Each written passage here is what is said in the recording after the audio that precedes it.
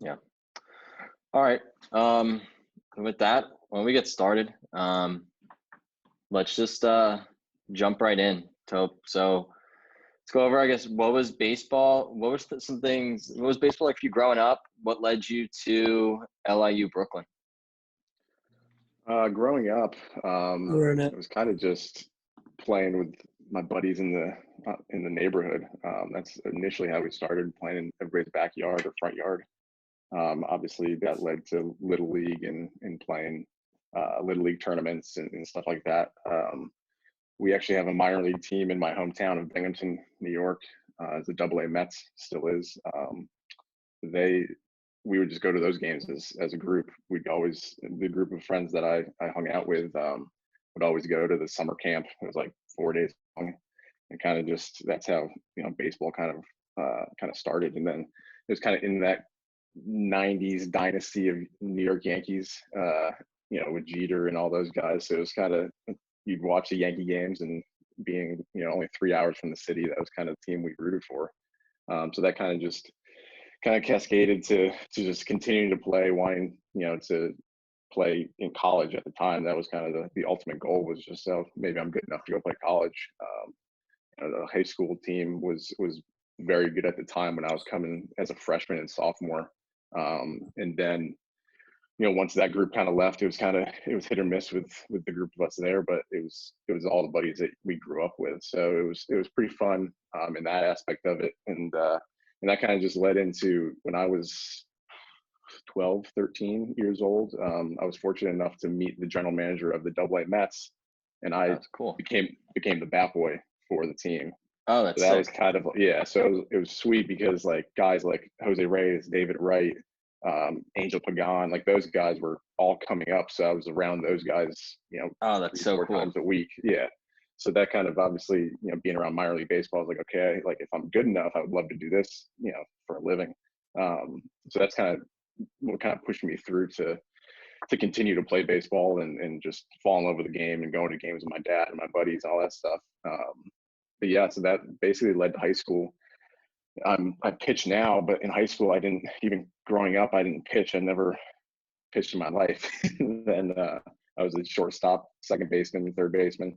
And I just happened to be in my junior year. I went to a showcase. It's actually a funny story. I went to a showcase with my mom in the fall. It was the day after, it was November 1st, day after Halloween. And we go up to Buffalo, upstate New York, almost the Canadian border in November's terrible weather. So it was snowing like crazy. Indoor showcase. And at the time, the fall league coach I was coaching, or that I was playing for, he had told my mom previously in one of the practices, like, hey, I see Justin, be on the mound eventually. Like, he has a good athletic arm. Like, maybe if you go to the showcase, it was kind of one of those where you paid an extra $100 to kind of get a second position. You could like Yeah. showcase second position. Well, without her telling me prior, she signed me up for pitching. So it was funny that we go to the showcase. It's like 10 o'clock in the morning. So we left home at like 6:30. We get in there. I do the whole showcase as an infielder. I'm ready to get out of there. And basically my mom was just like, hey, you have to pitch now. And I was like, what are you talking about? I have to pitch. And she was like, no, like I signed you up for pitching. And I was like, what are you talking about? And so I was like, I wasn't even happy about it. But that's how I led into pitching. Was I went to that showcase.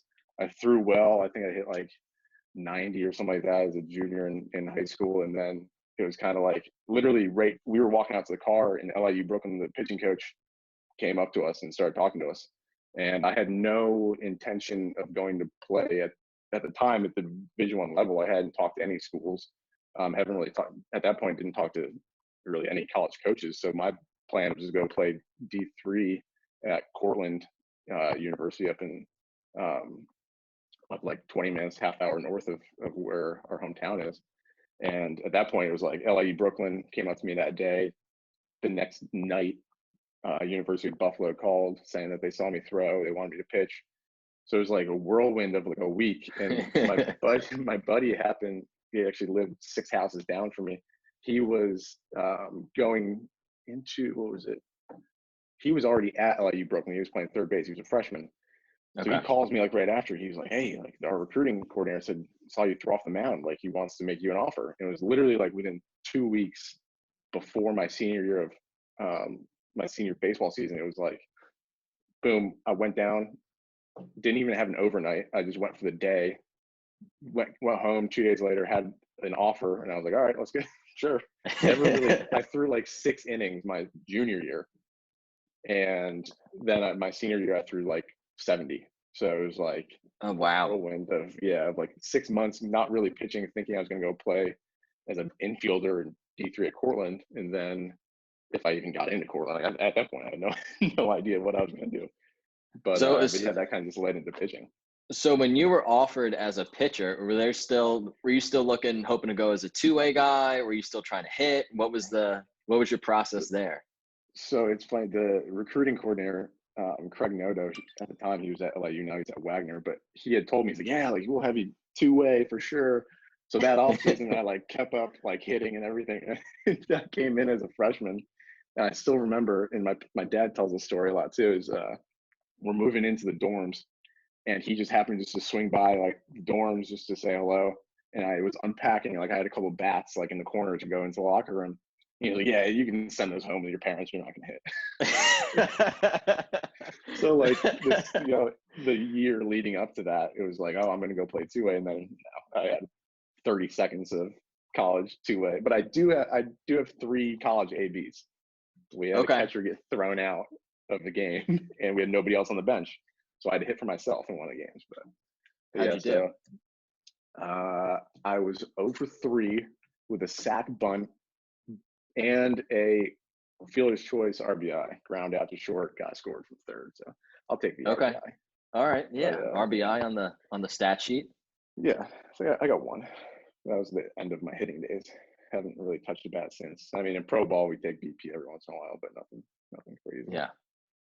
But, All right. So can you talk about that transition of going from, position player your whole career to all of a sudden, boom, you're a pitcher, and what the differences were for you? yeah, I mean, it was kind of crazy because like I said, growing up in New York in the late '90s, like everybody wanted to be Derek Jeter. So award number 2, like Jeter, I thought I was going to go play college baseball and then professional as a shortstop, just like Derek Jeter. But it was kind of weird, like the whole position player to pitcher thing. At first, my first fall as a freshman, it seemed so slow and boring. I was like, "What? We just play catch and that's it, and go some ground balls off like PFPs." I was like, "This is terrible." And but then like the slowly transitioning and realizing how difficult one pitching is and being consistent throughout like your mechanics and your scouting report stuff and like all that stuff, it's kind of like that little game is like, okay, like how can I get better in these different aspects, whether it be PFPs or managing scouting reports, holding runners, breaking balls, change up, all that stuff. You kind of make it a game within the game type thing. So that's what kind of, at the time I was a starter, so that's what kind of got me rolling into kind of dissecting pitching and making that transition. And once you get in games, it's like, okay, I'm just playing again. You know what I mean? It Yeah. doesn't really matter where you're playing, whether it be. But now, So, like I can't even think about playing every day like a position player. so you went from really like little to no pitching experience at all Yep. to being a starter your freshman year of college. Yep. Yeah. So I What was was that the first season like, or that first fall and then that first spring? How was that learning it, curve? it was crazy, to be honest. Like I said, I threw like 70 innings my senior year of high school, so I kind of knew, Okay. obviously high school baseball is a lot different than college baseball, especially the area that I was.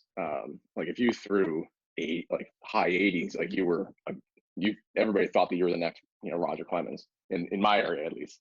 Now it's crazy, guys throw 95 in high school, but going into freshman that fall, like I kind of we had like fall league games, and I would throw a bunch of innings, and it got to the point where I was like, okay, like I think I could do it. Like I feel Yeah. good. Like I'm getting guys out. Like okay, I'm like kind of rolled it. And then once the spring started, it was like thrown right in the fire. It was like, hey, you got game 2 against, I forget who my first game. I don't even remember who it was against, but we were in Kannapolis, maybe against Canisius. But it was like, hey, you got game 2. And I was like, all right. So I had like no clue. So it was like thrown right into the fire, and that whole freshman year was just kind of like a blur. Pitched well, overall the team was just not good. I think we won like 10 games that year, 10 or 11 games, and I had like 4 of the wins. My roommate had 3 of the wins, and then my third roommate was a reliever closer, and he had like 2 of them. So it was like it was like the wild. That's Is a this solid college room baseball? right there. Yeah, it was like, is this college baseball? But yeah, so we had struggled, but then going into sophomore year, I was like, okay, like how are we going to build off of that freshman year? And like we had said, is like that freshman year, you're kind of just absorbing everything on the fly, between your scouting report meetings and how college baseball even works with homework, getting into, your classes, and you're going to miss, especially during the season, you're going to miss Friday, you're going to miss probably Monday if you're traveling. So it's like your week is really short, and that's just like a communication thing, is talking to your teachers and figuring out what you're going to have to do test wise and all that. But going into sophomore year, you have a better idea once the season starts, which is good. So let's talk about that transition from, freshman year, you're getting the swing of it, you're getting into it a little bit, starting to learn your routine, to like sophomore or junior year. Yeah, so sophomore year, like I said, just kind of trying to build on the freshman year. I had done very well in, the games I had thrown my freshman year, and finished the season well. And so going to sophomore year is like, okay, like let's, do 10 times better. Like that's just, you're just gonna go out and you can do a ton better than what you're going to do your freshman year. And I was pitching well, the team was doing well. We were battling for a conference tournament spot. And then I ended up tearing my UCL the last regular season game of my sophomore year in college. Okay. So it was like crazy. So we literally, the day before, we had found out, it was one of those situations we had lost, but another team had lost. So it kind of like pushed us into the conference tournament. Just the way that the whole structure thing was. So we had found out that we were going to play in the playoffs for the conference tournament. And so it was like very exciting. I was pitching next day. I was like, all right, kind of like not use that start as like as a warm up, but like, you kind of feel things out, get ready, use that start as kind of a platform to go into the conference tournament. And literally it was like the 4th or 5th inning, just boom, one pitch, something's not right. I called my buddy, who's, like I said, that lived down the street. He was at third. He's like, hey, you all right? And I was like, I think I just tore my elbow. And I threw like a warm up. I was like, yep, that's it. So it was like complete whirlwind of like 48 hours. I went from, getting ready to pitch in a conference tournament to completely I'm out for at least a year, like 12 months. And so it was like a crazy, 48 hours, and then getting an MRI and all that stuff, seeing the doctor. So that rolled into me end up having surgery that April, basically, of my sophomore year. And I rehabbed at home all summer. I was supposed to go play in the Northwood League and out in Madison, and obviously that was scrapped due to the rehab and everything and surgery. So I rehab all summer, rehab all fall, and I probably could have. It was one of those situations where I probably could have thrown my junior year, maybe like a couple weeks in. But it was one of those. It was like, all right, is it going to be worth it to kind of not rush back, but it'd be very close to like exactly 12 months. Like a lot of things had to go right. Yeah. That doesn't leave so a lot of wiggle room. Exactly. So we ended up just saying, hey, it's going to redshirt, but we're going to treat the season as if I was playing. So it was like every Friday, boom, I was thrown either a live BP or like an extended bullpen. So it was like, even during conference. So like we're playing teams, I go out before batting practice and like get all of my stuff in like it was an actual game. So it was a good kind of the way we structured it. And it was funny, we were playing Monmouth that year, Monmouth University, and they had, you probably have heard Pat Light. Yeah. He was a supplemental first rounder by the Red Sox that year, 2012. So he was pitching, and I just happened to be throwing like an extended bullpen in our bullpen during their batting practice. Well, at that point, Pat was anywhere between 93 and 100. Like he was just he would strike out like 15 guys a game. Yeah. And so there was, every scouting director was there, all the area scouts, the cross checkers. There was like 40 people there. Okay. Well, at the time, the Reds cross checker just happened to be watching kind of my bullpen. So I was like in between, he introduced himself to me, whatever, quick little conversation. Didn't think anything of it. Boom, fast forward to June, and I get picked by the Reds without throwing that year. Really? Yeah, in the 2012 draft. So it was like, Okay. and I still remember it because I was here now, but it was at my girlfriend's parents' house. Literally, I'm eating lunch, she's at work, and my buddies start like texting me. I knew I had a few guys that I played with or played against I knew would probably get drafted. So I was kind of keeping up with it for the first day, second day, whatever. And I saw a few guys go. That was pretty much it. The third day comes around, I'm literally eating lunch, not even paying attention, and my phone just starts going crazy. Like all my teammates are texting me, "Hey, congrats, it's awesome." But I'm like, what are you talking about? Congrats. And then I was like, I sent that to like somebody, like one of my teammates. I was like, what are you talking about? What's going on? And he's like, oh, the Reds just took you. I was like, what? So then like 20 minutes later, I get a phone call from our head coach, and then the area scout, and then the cross checker. And it was like just craziness. That's insane. I've never heard that you were hurt for the year, didn't pitch in a competitive game, and then still got drafted. So so what was that like talking to the Reds, and what influenced your decisions after that? Yeah, so like I said, they had called right after I had found out, and I was planning on leaving to go to the Northwoods to play in Madison for 2013 summer. So I was a week away from leaving to go out there, and they were basically like, hey, like we want to see you throwing games, obviously, so we're going to send our like mid-Atlantic guy to see some of the games in the Northwoods, and then we'll kind of just go from there. So really, I didn't have another conversation with like the higher up staff, cross checkers and player development guys until probably like 2 or 3 days before the deadline, the signing deadline. And they had seen me throw about 4 or 5 games, and I pitched really well out there.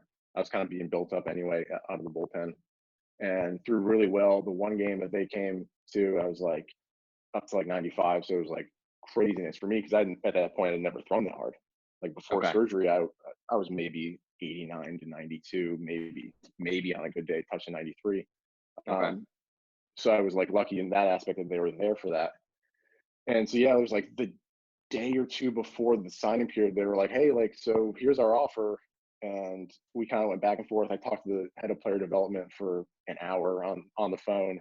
And I was even going into it, after initially finding out that they had drafted me, I was pretty confident that I was going to go back to school for 2 reasons. One, I wanted to continue to work on my degree, because I knew at that point, everything kind of got pushed back. The way that my degree was set up, I knew I had to go back to school for at least one more semester anyway.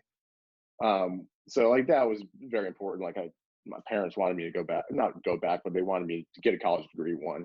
2, the thing that really got me was when I got hurt and we were going to the conference tournament. Like I really wanted to pitch in that. Like that was like a huge thing, especially for the LIU Brooklyn program at the time. They didn't have many good winning years, and to be part of that like year or so of guys kind of making that transition. Now, okay, we're in the conference tournament for the first time in 20 years. Like that was something I really wanted to pitch in. And then obviously like the money aspect of it, and I knew that at that point the new draft system was just set in place with like the slots and all that. So like anything after a certain round, like you were kind of maxed out unless the team wanted to take a penalty for it. So I kind of knew it in that aspect, but it ended up I was pretty confident going back to school. So we ended up not coming to an agreement, but I think that was the best thing for me because I knew that they had mentioned if I signed, I was just going to go right to Arizona, and I was going to spend the entire year in Arizona, just basically kind of rehabbing again through their own like rehab. So they were kind of going to like, I made all this progress. They were going to basically jump 4 months back and kind of just start me over just to have me progress in their system rehab wise. So I knew it was kind of that season was a wash anyway. So I was like, well, I might as well just go back to school, continue to rehab, go play summer ball, and then, be draft eligible and healthy that next year. So that's what kind of just pushed me to 2013 and getting drafted again by the Pirates. So after that 2013 season, you have a healthy, good season, get drafted by the Pirates. What was that process like going into pro ball or even before that? What was that season like? And then getting drafted, finally going into pro ball, and your experience there? Yeah. So going into the season, I knew that I was in a pretty good spot for the draft, being healthy and then being drafted the previous year. So I had done a lot of in-person visits with probably like 25 to 30 teams that fall. So going into the spring season, I kind of knew okay, there's going to be some traction here, and I just got to go out and pitch well. That's all you got to do, type thing. And I pitched well over the course of the season. They obviously a lot of ups and downs, especially coming back from surgery first year. But the overall thing was my arm felt great, body felt great, and velocity was up there, touching like the mid 90, 94, 95. And so I kind of going into the draft, I kind of knew that there was multiple teams that I was talking to at the time, that there was a good shot between probably 3 or 4 different teams. And even when it came to draft day, those, leading up to the first day, obviously I knew at the time I wasn't going to go in the first round or first day or whatever. But I was hoping, that second day, rounds 5 to 10 or whatever it was. And that's what a lot of teams were telling me, is like, hey, if you're available at this point, we're gonna pull the trigger.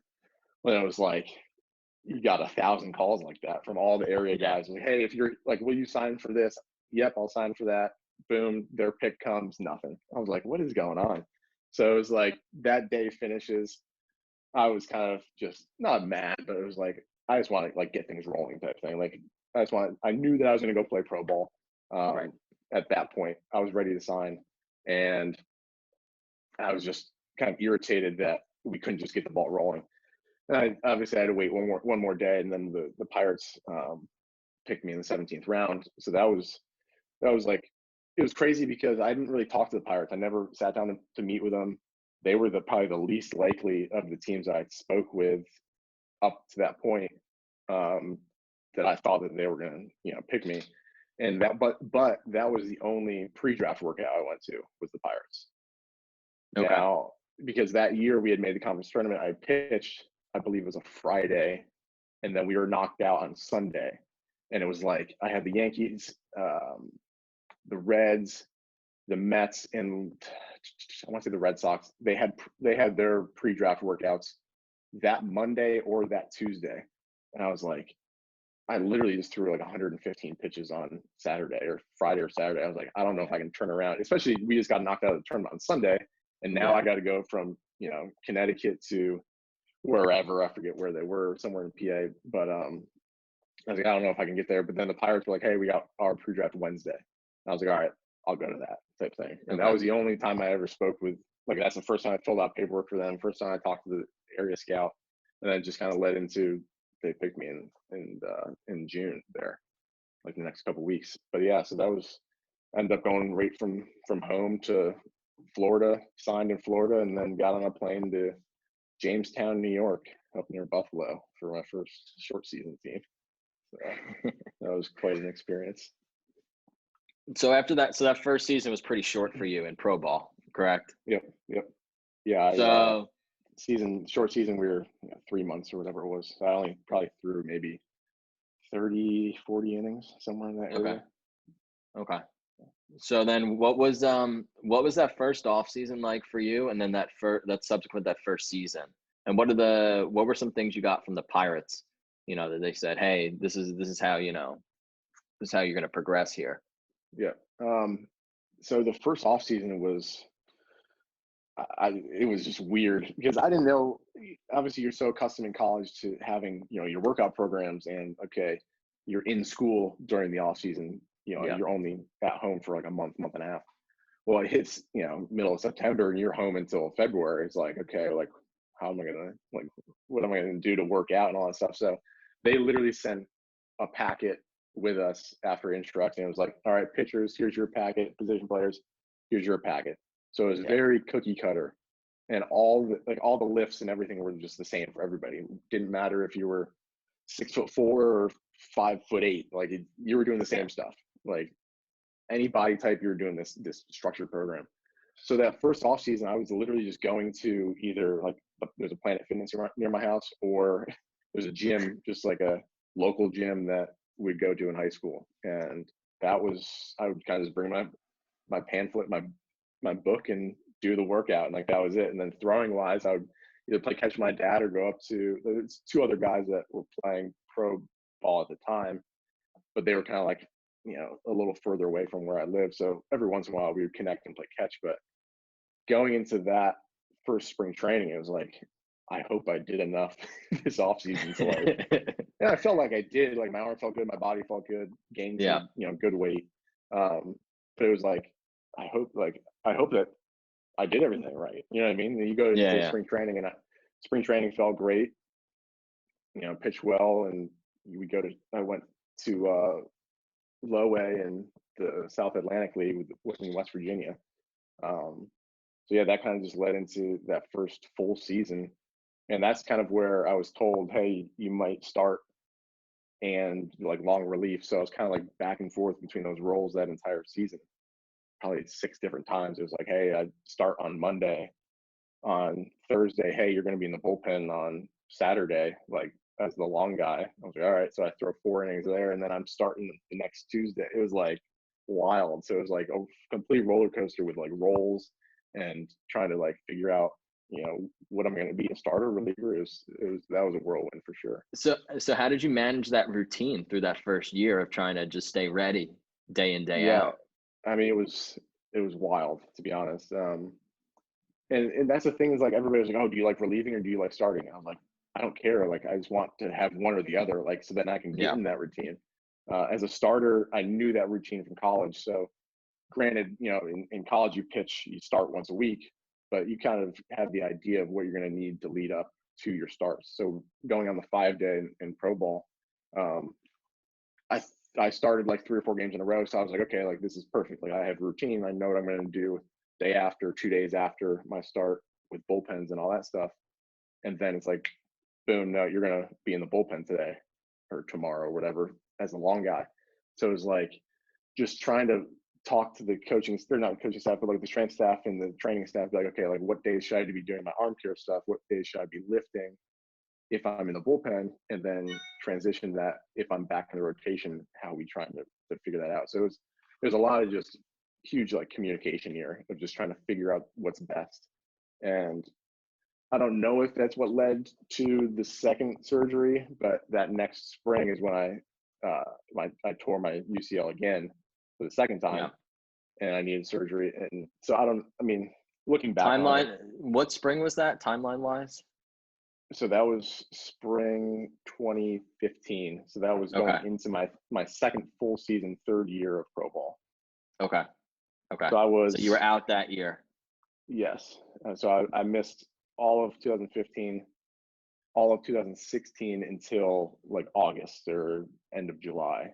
And I threw in maybe 5 or 6 games in high A in 2016. Okay. Let's go back a little bit to that second TJ. So was it a similar situation to the first one where you just felt it on one pitch? Was it something that had been building up? No. So yeah, it wasn't one pitch. That's kind of what was frustrating, because going through that, it was like, okay, one pitch, boom, I knew it. And but in spring training of that year in 2015, it was kind of a progressive thing. They're like, hey, you're going to be a starter to start the season. So I was like, okay, I'm on the 5-day in spring training. I'm getting ready. And I still remember we were playing the Yankees in spring training, and I'm like, it just feels very weird. Like velo was down a little bit, but nothing very alarming. But it literally, and I told this to our pitching coach at the time, I was like, I feel like I'm throwing a piece of paper into the wind, like it's just not coming out. Like I don't understand why. Like it doesn't hurt, but it just isn't coming out right. So that was kind of like a week and a half of, all right, like let's just kind of not shut it down, but keep things light, kind of build up strength again and see if that helps it. And it just progressively got worse, but not necessarily in like a painful way. I could throw flat ground, I could long toss 300 feet, no issues, didn't feel a thing. But when I got on the mound in the slope, it was like I just couldn't locate very well, and it was kind of just like a light forearm strain. That's what the feeling was. And so we go see the doctor, and he does all the valgus testing, all that stuff. Yep, I think you have a flexor strain, like grade 2 flexor strain, whatever it was. And I was like, okay, like what's the timeline? And this was probably a week before the 2015 season was going to start. So we were close to ending spring training and starting the regular season. Okay. So he was like, I would say 3-4 weeks of, light, moderate throwing, a lot more strengthening and stuff like that. And then we'll kind of build back up from there. I would say by the end of the month, you should be ready to go. End of that first regular season month in 2015. I was like, all right, perfect. But then he was like, but I want to get an MRI just to see the severity of it, and we'll kind of go from there. I was like, all right. So get an MRI. And it's funny because me and another guy went and got an MRI the same day. And I had passed all of that stuff. Like, I don't know, it looks good. He had failed everything. Okay. They thought for sure going into it, this kid's going to need surgery. I'm not going to need surgery, just rehab. Well, it was the complete opposite. It was like I got an MRI on, I think, like a Friday, and they're like, yeah, we should have the results that following Tuesday after they sent it to Pittsburgh and came back to Florida. Well, Tuesday comes and goes, and no news. I'm like, all right, like what's going on here? Wednesday comes and goes. Thursday comes and goes. So I text our trainer like, hey, like what's going on? Why is there such like a delay here? And he's like, we had to get sent back to Pittsburgh, but we're getting it tomorrow morning. Meet me at the complex, whatever time it was. So I show up, and I knew when I pulled into the complex, I knew something was wrong because the high A pitching coach was there. And this was like 2 or 3 days into the season. I was like, why is he here? Like he should be. And me and him had a very good relationship. So I was like, all right, if he's here, like something's not right. Yeah. Type thing. So this is literally like pulled into like a little conference room, head athletic trainer, rehab guy, the pitching coach, and they're like, yeah, you have a fully torn UCL and a partially torn flexor tendon in your forearm. And I was like, complete shock. And it was at the time, it was a very emotional time because going through it, having to go through it a second time. The pitching coach, he had played the big league, Scott Ellerton, for about 9 years, and he battled injuries. So he kind of like knew, kind of what I was going through. And at that time, I didn't know if I'd really play again. Like I was like, do I want to go through another surgery? Like, is it even worth it? Like I haven't pitched in high A yet. And so there's a lot of like emotions and things going through the head. Then I was like, you know what, let's go through surgery. Let's go through rehab. So I stayed 2015, that whole off season 15, and then all of 2016 until, like I said, end of July, early August of 2016. Stayed in Florida that entire time, and rehabbed at the complex with all the staff and everything there. And to be honest, like it was probably the best decision to do that rehab down there. They kind of loosely give you the option to do your rehab anywhere for the most part. Sure. But it's like, if you want to get the most out of it, you should stay here type thing. And I'm very glad I did that because I think it just got me into the mindset of kind of getting those like small wins every day and building up day by day throughout the rehab process.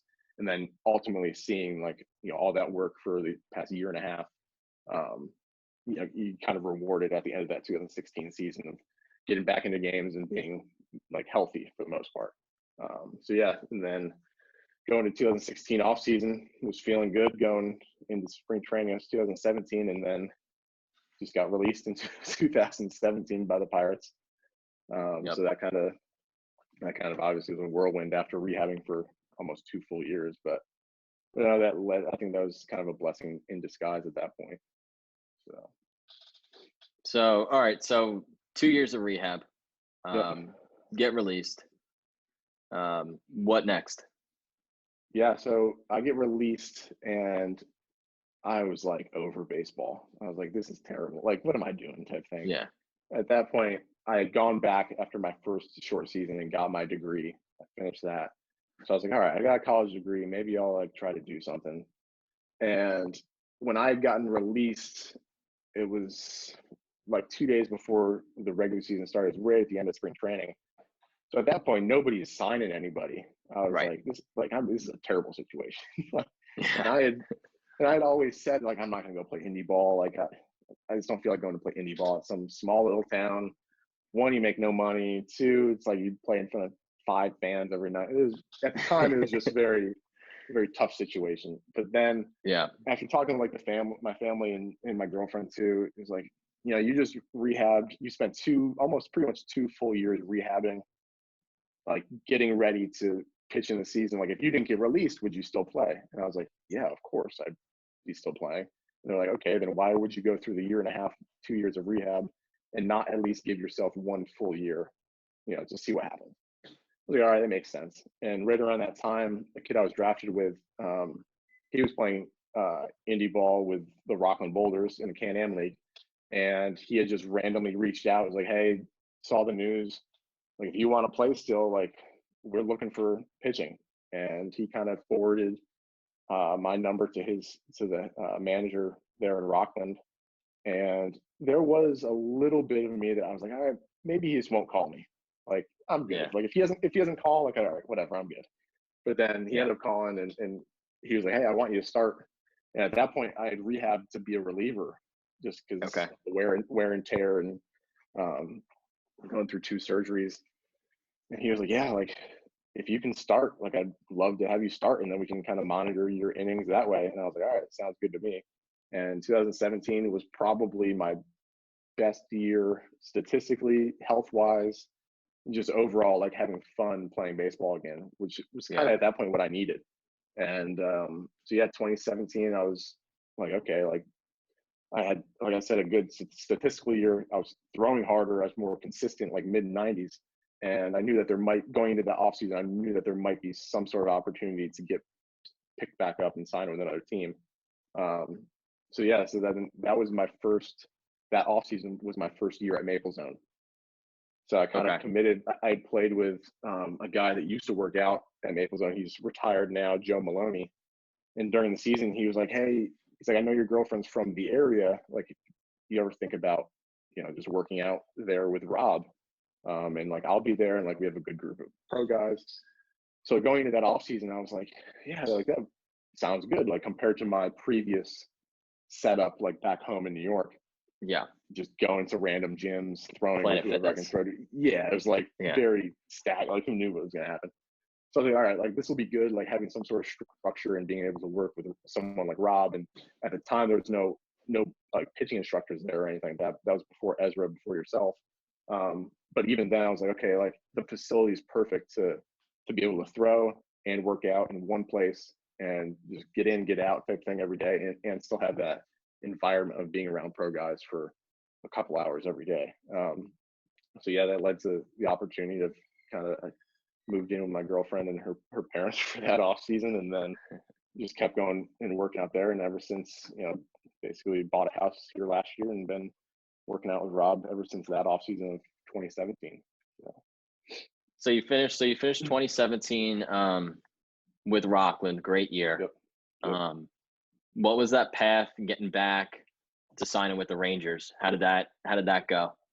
Yeah, so that off season, I had reached out to a bunch. I was basically like cold calls and just random emails to like any player development guy, any scout I knew.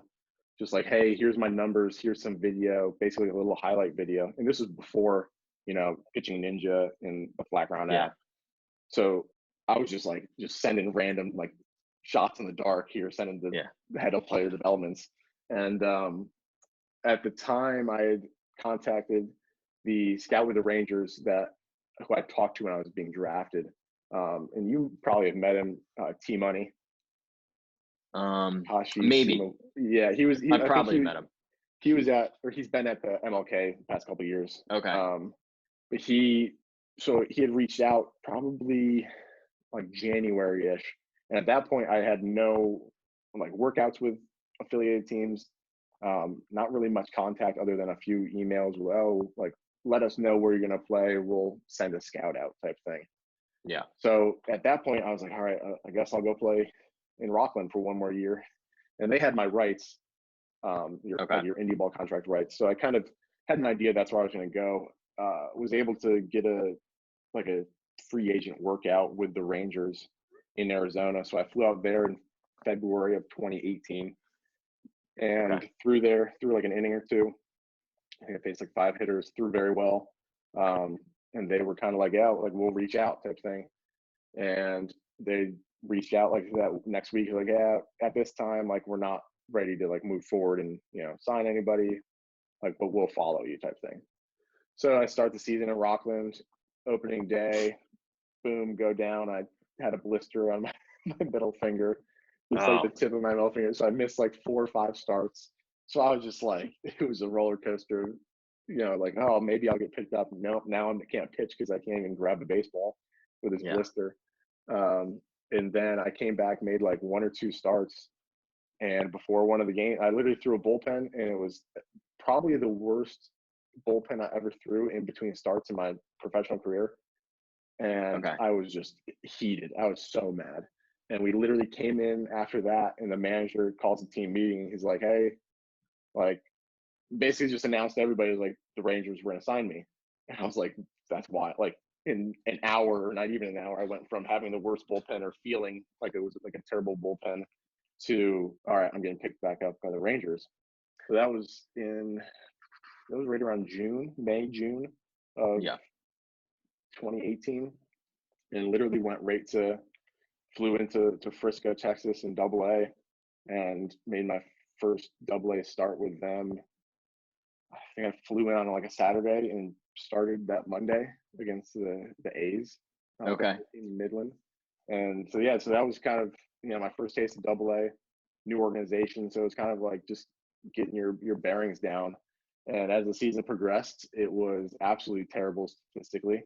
I'm sure you can see that somewhere, but it was like I had 2 or 3 really good starts, and then boom, they put me in the bullpen as a long guy, and then I came back out. Oh, this guy got hurt in the rotation. You're going to start on Saturday. So it was like same thing I went through in 2014 in low A, very similar. But thankfully, I was healthy at that point. Felt good, and finished the year in a good mindset, I guess you'd say. Healthy, okay, like I know I can pitch in AA. Like I had success. I did have a couple of bad outings, but I know overall, like I can pitch in AA. And that offseason, I was a free agent after going back and forth with the Rangers. I've told you that story a million times. But going into the offseason, I was like, all right, like I don't know if I'm going to re-sign with the Rangers. If there's an opportunity elsewhere, like I don't know really what's going to happen at that point. And that's when I first started working with Ezra, and then you had come into Maple Zone probably 2 or 3 months into the off season. Yeah, I started coming in December, January type. Yeah. Yeah. So like that was also my first exposure to weighted balls and like any sort of plyos and driveline type stuff. Okay. I'd just never done it previously, and just in passing one day when I was working out, Ezra was like, "Hey, do you want to try this?" I was like, "Sure, why not?" Like, yeah, I am an indie ball. Like I'm a free agent. Whether I might as well try it, whatever. And sure enough, like that February, velo just jumped, and I ended up signing with the Brewers off of a flat ground video and some Rapsodo data sent to teams. But yeah, so that was another crazy. Just having social media on your side there. Topa's downplaying it a little bit, guys. We had a live at bat. Harvard came to town. They were practicing. They're practicing indoors. I walk up to their coach and I say, "Hey, I got 2 pitchers upstairs that we're gonna throw pens today. Do you have some hitters that want to hit?" And he's like, "We'll see. I'll let you know." And I'm thinking, all right, like probably not. Whatever. Go back downstairs. A couple minutes later, he goes, "Yeah." He goes, "Let's go in like an hour." I was like, "All right, cool." So I tell them, you and Ponto, and you're getting hot, and pull up the Rapsodo, and Tope, you're warming up. I mean, earlier that week you were like 90, 92 in your bullpen, typical like Tuesday pen, and then you're warming up for this, and 94, 95. I think you touched like a 96. in your warm-ups. I'm like, all right, this is going to be pretty good. Yeah. So first pitch out of the gate, 98, 98, 98, throwing like banger sliders. And then the nice 99-2. So you threw 2 innings. I think the first thing you sat 97-98, top 99-2. And then, then we put the video together, put it on Flat Ground, and it was like 3 days later, the Brewers came. The Brewers called. Yeah, they had called, and basically, because that was a Friday. Yeah, they called that. What was that, next Wednesday or Tuesday? Basically said, hey, one of our scouts, flagged the video that was on Flat Ground, and we'd like to have have you throw in front of one of our scouts, but can you get your medical information first? So it took a few days to gather that medical stuff. So that Friday, I finally got it from the Rangers, sent it to the Brewers, and they were like, okay, can you fly out and get here for our free agent workout on Saturday afternoon? And I was like, this was at 8 p.m. on Friday night. I was like, no, I looked flights for $1,000. I was like, I can't get there for that on Saturday. They're like, all right, no biggie. We'll send a scout out to see you throw, our area guy. And the guy, Jeff Bianchi, he was I think he's Lancaster area. Yeah. They sent him over. And I threw there. I was 93, 95, somewhere in there. Yeah. And at that point, I got a call a couple days later, and they were like, hey, we're not really ready to move forward and sign you. So I was like, all right, am I going to go back and play indie ball for a third year? Yeah, what's going to happen? Or to start a third season. And then I'd thrown, that whole Harvard thing. I sent them Rapsodo for the next day or two. And then they were like, all right, you're hitting, they're 97, 99. All right, I think it's time. They called, and then that was on, Saturday. And then 2 days later, I was on a flight to Arizona. It was that was nuts. Yep. But yeah, and like you said, it was very weird how everything worked. With the whole velo stuff, and I don't know if it's the weighted ball stuff. I don't know if it's plyos. I don't know if it's just being them, the plyos and everything, getting my body into a better position to throw and maximizing the velo output. I don't know what it is, but it was all of a sudden it just clicked. And since then, knock on wood, it's been velo wise, been 97, 99 pretty consistently. Which, I mean, it's gave me the opportunity last year to throw out of the bullpen in AA, and then re-sign this year with the opportunity to throw in some big league spring training games. And I'm hesitant to say that velo is everything in baseball, but velo is a big part in professional baseball. I mean, you look at, I read something the other day with the Yankees. The Yankees bullpen has 7 guys that are 95 or higher, consistently. It's velocity might not be everything, but it's going to get you an opportunity and get you in the door more times than not. But thankfully, it's kind of worked out in my situation where it kind of happened at the right time. Just kind of had this little bump, and just trying to keep it rolling from this point on now. Yeah. And hit 100. That's the other thing. I gotta hit 100. I think 99.6 was the high from per TrackMan, I think, this year. 99.6 I had. Yeah. Sorry. So 0.4 away. If we ever get baseball, triple digits. Seriously. That's first pitch. The goal. Yeah. That's for sure. All right. Well, we've been on for close to an hour now. So anything else you got? If anyone else has questions, maybe you could ask now, or put them in the chat box. I mean, I don't really have. I just see Robert Bena's driving. Bena's zooming and driving. Zooming and driving. Yeah, I mean, for me, nothing. I'm just hoping that baseball starts back up here soon. It's kind of a weird situation with everybody. Obviously, professional side of things, it stinks for us to be, you know, at home during this time. But even for like the whole, I know that you talked about on Twitter and stuff, and talked about a little bit, like those college guys that were seniors, or you know, the high school guys that are missing out on their senior years. Maybe their senior year could have turned into something to get a college offer somewhere. Like in the way that I came up and played in college, like that senior year was pretty big for me. You know what I mean? And it's difficult to see some guys kind of miss out on that opportunity, and you feel for those situations. But hopefully, just everything comes back to normal soon, and we get rolling as best as we can. Yeah. All right. We got one question in the chat box. Did you ever pitch before junior year? I did not. My junior year was the first. I mean, I shouldn't say that, because I feel like I had to have pitched in like Little League sometime. Yeah. But I can remember. Not seriously. Yeah, from what I can remember, the first time I think I threw 7 innings my junior year, and then that was it. Like that was high school, middle school, travel ball, all that. That junior year was the first time I really got on the mound, and like I said, threw not a ton, 7 innings.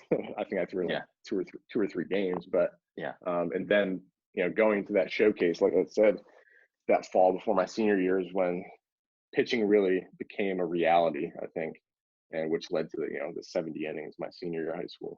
But, cool. All right, and then I'll go one last question. What advice would you give to your 16-year-old self who maybe has never played, just hoping to play college baseball? What advice would you give? Baseball, life-wise, anything? I think it would just be not give up type thing. I think if I knew that at 16, like if somebody came up to me at 16 and said, "Hey, you're going to play up at this point," this would have been my 8th season in professional baseball. To play that long, you're going to go through 2 elbow surgeries. You're going to go through a lot of like personal, emotional things during 8 years.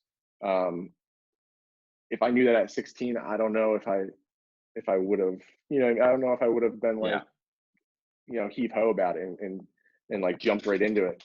But I think that me falling in love with the game at a young age, and having that environment of being around professional players at 12, 13, 14 years old as a bat boy, if I had tell myself at 16, it was like, do what you love. And at that point, I loved baseball. So I knew that was going to open up so many more doors, whether it would be professionally or just getting into college, just meeting different people.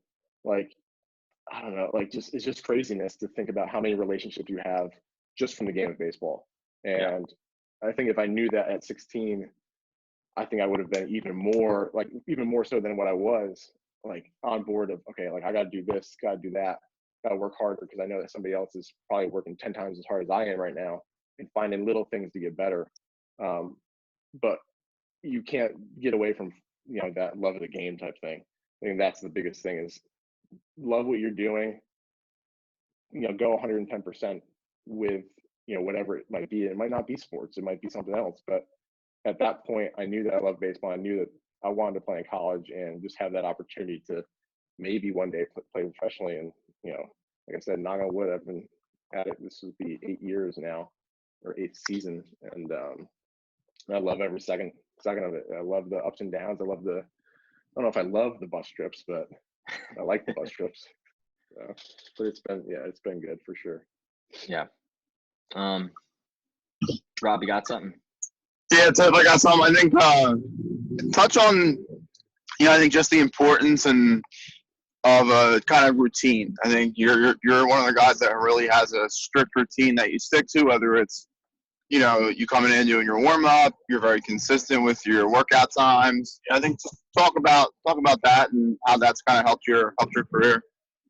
Yeah, so just the routine aspect of kind of knowing what you're going to do every day, knowing that, like you said, I come into the gym for the most part in the off season around the same time, try to get there early, try to, start things as early as possible. And having that routine really, it kind of just builds for what I'm going to try to get out of the day. whether it be in the off season, if we haven't started throwing yet, if it's just, workouts, it's okay. Are we in the strength phase? Like, what phase are we doing? I'm trying to get the most out of those exercises in that situation. And that just rolls right into the season, depending on how you build everything during the off season and your routine, strength conditioning wise, throwing wise, building up during live BPs, stuff like that. Once you get to the season, I always say, like, the season's kind of just not a cakewalk, but like it's a lot easier because you have that foundation. It builds that strong foundation to get you through those 6 months of, spring training and then the regular season, traveling on buses. But then it also gets you ready for, you throw, in the game on Monday, you're probably down on Tuesday, and then on Wednesday you're going to be up again, to throw 1 or 2 innings out of the bullpen. You kind of know, okay, this is what my body needs at this point. Become very aware of your body and what you're, like, mentally too, more than just physical. You know that if you're in a good situation mentally and physically, you know that you're going to get the most out of that situation. So I think that starts, like, that routine starts in the off season for sure. September, October, whenever it might be, when guys get going, especially on the professional side of things. You kind of take some time to rewind, get away from baseball a little bit, but then it's like, okay, you kind of get that itch again. And when you get that itch, it's like, okay, each day I'm trying to have, like, a little goal, and this routine is kind of going to build up to fulfilling those goals and those small goals throughout the season, and getting ready to pitch every night in my situation, or every other night, or every 5 days, for starters. So I think that's the big thing, both physically and mentally, like I said, is having that routine and kind of knowing what your body needs to move forward and be successful. Yeah. I think that sums it up pretty good. You're definitely known for routine and being really consistent with your training, and I think that it's paying dividends. Yeah, I mean, even from, like, the health side of things, it's like, I know I've talked to you and being it too. It was like, before I started training with Rob, it was like I said, it was kind of just a coin flip, like, what kind of program is the team going to send out, or the Pirates, or whatever, very cookie cutter. But having that like routine in that programming, very sport specific, very athlete specific, and knowing what areas you're going to need to add strength, add flexibility, do all your arm care stuff, like whatever it is, having those understanding, like I said, just gets back to understanding your body, and you'll see the output once the season starts. And I think that led to the whole, like, velo thing with me, being able to consistently throw harder was like understanding my body better. And that started years prior of just, the little things of between flexibility and strength training and all that stuff, getting my body in the right positions. And it just opened the door for, that routine just opens the door for so much more physically and the success that you'll see on the field for sure. Yeah. All right, Tope, it's been about an hour. It feels like it's been 10 minutes. I know, I just keep rolling. I just talk and talk. It's a crazy story, man. Thanks for sharing it. I'm sure a lot of guys got a lot out of this. And Sure. Thank you. And I'll see you soon. Thanks everyone for signing on. Thank you, Thanks, guys. guys. Thank you, guys. Bye. No problem. See you guys.